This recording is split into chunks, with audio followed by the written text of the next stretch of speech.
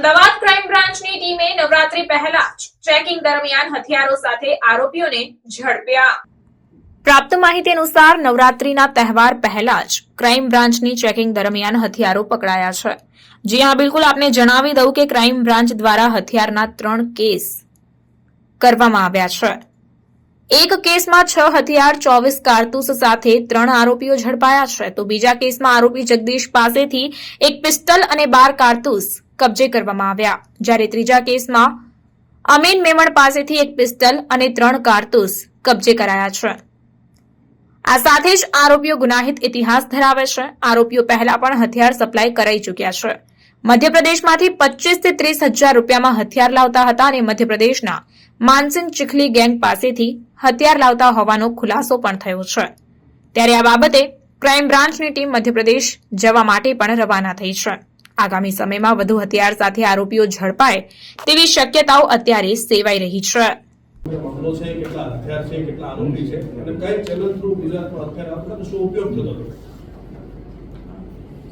Ahmedabad crime branch CP સાહેબની સૂચના મુજબ ગરબાની પહેલા વિશેષ ચેકિંગ કરી રહી છે અને એમાં હવે માહિતી હતી અને ખાસ કરીને ડીસીપી ક્રાઇમ અજીત રાજેન્દ્ર અને એની ટીમો દ્વારા અલગ અલગ એરિયામાં માહિતી મેળવવામાં આવતા હતા અને ગઈકાલે આ માહિતીને અનુસંધાને 3 અલગ અલગ હથિયાર ધારાનો કેસ કરવામાં ક્રાઇમ બ્રાન્ચને સફળતા મળી છે।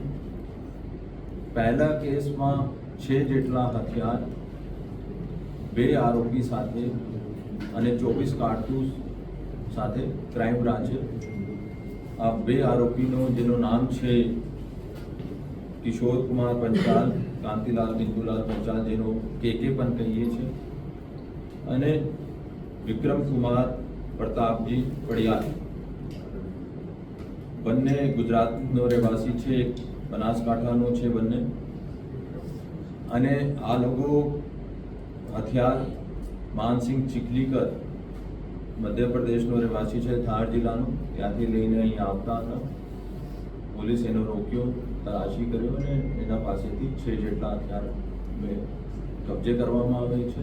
અહીંયા આ કોને કોને આપવાનું છે, પોતે વાપરવાનું હતું, શું એનો મંશા છે, અત્યારે આરોપી જગદીશલાલ ઉર્ફે જેકે છે, એના પાસેથી પણ એક પિસ્તોલ 12 કારતૂસ નગ એનો કબજે કરવામાં ક્રાઇમ બ્રાન્ચે સફળતા મેળવી છે। અને ત્રીજો કેસ છે એમાં રહેવાસી છે અમીન રફીકભાઈ મેમન, જો સરખેજનો રહેવાસી છે, એના પાસેથી પણ એક પિસ્તોલ અને 3 લાઈવ કારતૂસ મેળવવામાં સફળતા મળી। અત્યારે આ ટેકનિકલ એનાલિસિસ ચાલુ છે, આ લોકો અહીંયા કોને કોને સંપર્કમાં હતો અને એનો શું પ્લાન હતો। ભૂતકાળ જોઈએ તો કિશોર કેકેને વિરુદ્ધમાં 4 ગુના છે, કેકે પંચાલ અને વિરુદ્ધમાં 12 ગુના છે, અને વિક્રમ કુમારને વિરુદ્ધમાં 3 ગુના છે, જગદીશ કુમારને વિરુદ્ધમાં 2 છે, અને અમીન રફીક મેમનને વિરુદ્ધમાં 3 ગુના છે। ગુનાહિત ઇતિહાસ ધરાવતા માણસો છે, લૂંટ અને ધાડમાં પહેલાં પણ વોન્ટેડ પણ છે, અને ચીખલીકર એને સંપર્ક કર્યો, ત્યાંથી હથિયાર લઈને અહીંયા મહેસાણા અને અમદાવાદ બાજુ આ લોકો ડિલિવરી કરવાનું। સર, મુખ્યત્વે શું કારણો હોય છે હથિયાર જે સાથે રાખવાના? કોઈ અંગત અદાવત હોય છે, ગેંગવોર હોય છે, શેનાનો ઉપયોગ કરવાનો હોય છે? તપાસમાં શું હથિયાર ગાડો અલગ ક્રાઇમમાં વાપરે છે, જैसे કે આપણે કીધું કે લૂંટમાં હોય, ધાડમાં હોય, આ લોકોનો ગુનાહિત ઇતિહાસ પણ લૂંટ ધાડનો છે, આ પણ હોઈ શકે। બીજા ગેરકાયદેસર જમીનનો કબજાનો હોય, યા કોઈ એવા દાદાગીરી કરવા માંગતા હોય અને અથવા એકબીજીની રંજીશ હોય, આ બધા તપાસનો મુદ્દા છે। અત્યારે તપાસ ચાલુ છે અને ટૂંક સમયમાં આપણને જાહેર કરવામાં આવશે સામે।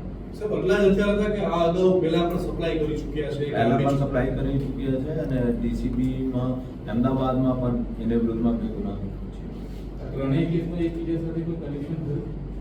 2માં મોકલવાનાર સેમ હતો, પર આરોપી અલગ અલગ છે, ત્રીજોનો નથી, ત્રીજો છે ત્રીજામાં આરોપી છે. આરોપીઓ ખેપ મારતા હતા કે એ પોતે જ વેચાણ કરતા હતા અત્યારે આ બધું તપાસનો વિષય છે કે આ પોતા માટે તો છે ત્યાં નહીં લાવતા હોય અને કોઈને આપવાનો માટે લાવતા હોય અને પોતે પણ રાખે છે એવી અમારી પાસે માહિતી હતી. તો આ માહિતીની આધારે અમે જ્યારે ચેકિંગ કરી કોની પાસેથી લાવે, કેટલામાં લાવે, અહીંયા કેટલામાં વેચવાના થયું?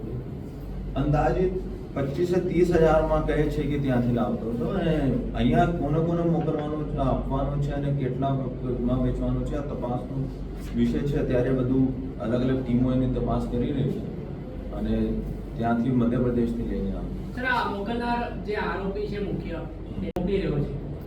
એને અમારી પાસે એની ઘણી બધી ડિટેલ્સ છે. અમારી ટીમ પણ મધ્યપ્રદેશ રવાના થઈ ગઈ છે અને મધ્યપ્રદેશ પોલીસનો પણ અમે સંપર્ક કર્યા છે અને ટૂંક સમયમાં આ પણ આરોપી અમે મળી જશે. સાહેબ, એવો એક બનાવ સામે આવ્યો છે કે આ ગેંગના જે લોકો છે અલગ અલગ કેસમાં એમાં કોઈ જમીન ખાલી કરાવવાના હોય કે કોઈ પણ જગ્યાએ લૂંટ કરવાના હોય કે ધાડ કરવાનો હોય એવું કંઈ પૂછપરછમાં સામે આવ્યું છે કે અહીંયા કરવાના હતા કે જવાના હતા?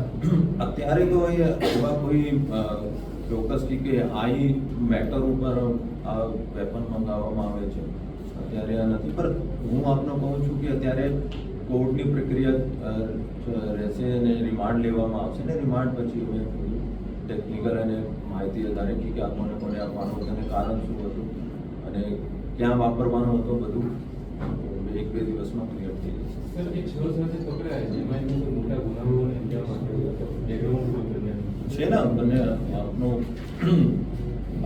જો આરોપી કિશોર કુમાર ઉર્ફે કે પંચાલ છે આ 394 બનાસકાંઠાના ધાનેરામાં પકડાયા હતા.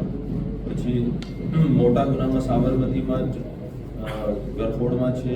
આર્મ્સ એક્ટ અમદાવાદ ડીસીબી 2021માં પણ પકડાયા હતા. તો મોટા મોટા ગુના છે અને બનાસકાંઠામાં એક 307માં પકડાયા હતા અને નરોડામાં આર્મ્સ એક્ટમાં પણ પકડાયા હતા.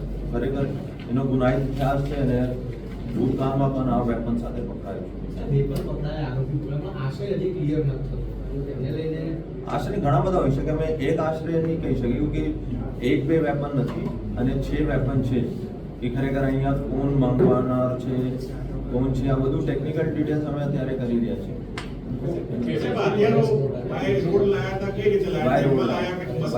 બાય રોડ લાયા.